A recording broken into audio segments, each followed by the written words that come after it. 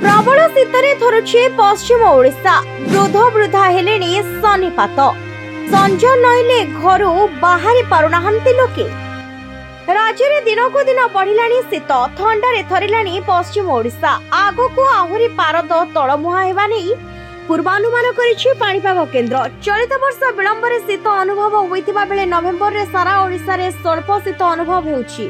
पश्चिम रे एहार प्रकोप अधिक रहिछि।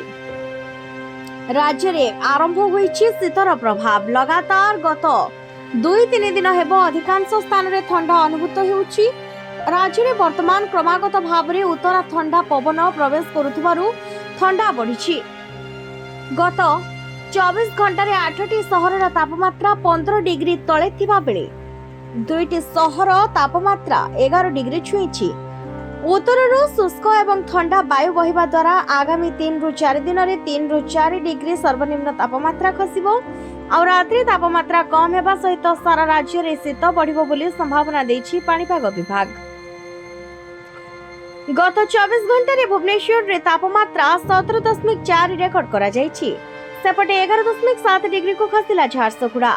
आगामी एक सप्ताह मध्य तापमात्रा धीरे धीरे खसिबा सहित 14 ରୁ 15 तारिख बेलू प्रबल शीत अनुभूत हो पारे। सेपटे नवेम्बर चतुर्थ सप्ताह बंगोपसागर रे सृष्टि हो पारे संभाव्य लघुचाप एवं ताहा अधिक घनीभूत होबार संभावना भी रही। वृद्ध वृद्धा माने शीतरे थरी जाउछंती। समस्ते भयभीत होई पड़िछंती। संध्या परे घर बाहरिबा बड़ मुश्किल हो जाउछि।